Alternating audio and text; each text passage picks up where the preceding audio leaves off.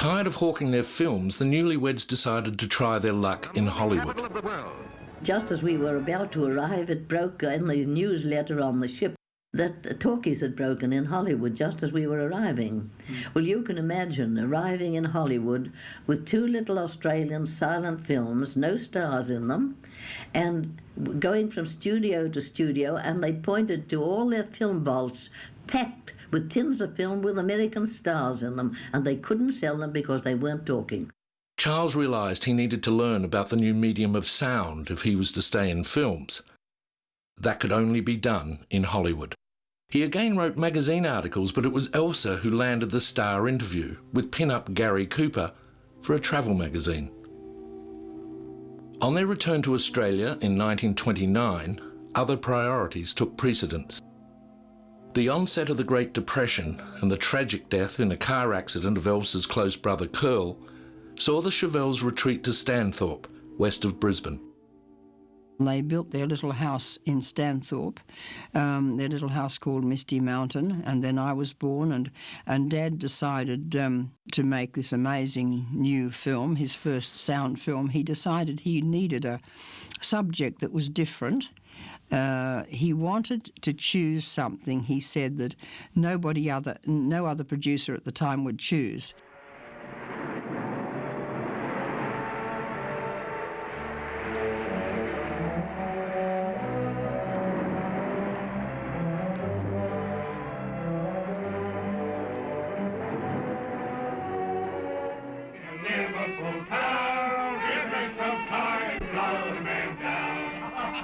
That ditty takes me back to the days of the bounty, days in hell, nights in paradise, then days in hell again.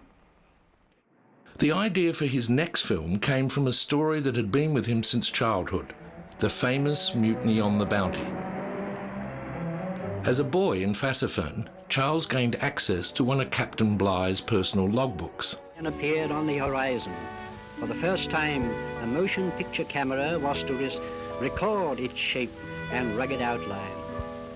Soon will be with the descendants of the mutineers. Because at that stage there was quite a move to go into more far-flung places to make films on a broader scale, and Dad wanted a subject that nobody else would compete with. Coming to meet us. And In the wake of the bounty was a dramatised documentary, a blend of spectacular South Seas footage and studio setups in Sydney.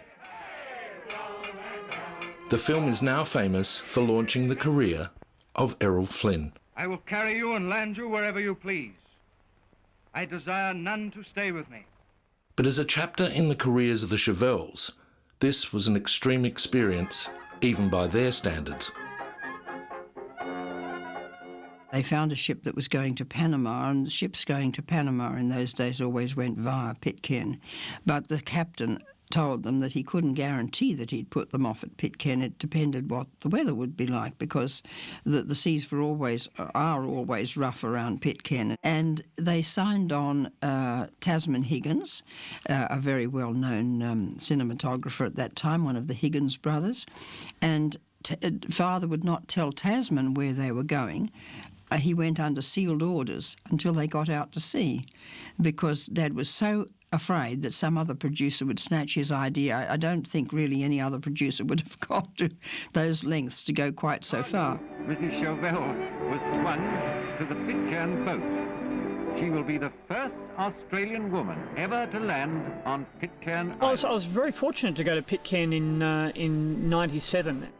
Apart from the fact that the connection with In the Wake of the Bounty and my grandparents being there in 1932, it's just an amazing place to go to. It's just so isolated. On this wall, Charles Chauvel discovers what is perhaps a heathen story of creation.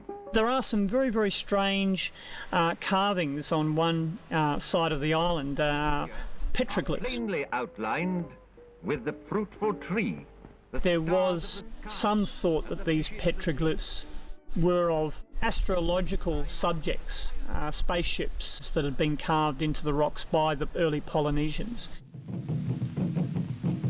The Chauvels were stranded on Pitcairn. The supply ship had forgotten to pick them up. 8 weeks later, they arrived at their next destination, Tahiti. And they loved it there, of course, after the Spartan conditions on Pitcairn. Mother said that the only thing that disturbed her was that the glamorous Tahitian lasses used to come and serenade them under their window at night, and she didn't like to let Dad out of her sight for too long. The locals embraced the film with enthusiasm. The line of Tahitian men needed to carry the Queen's long canoe were local soldiers.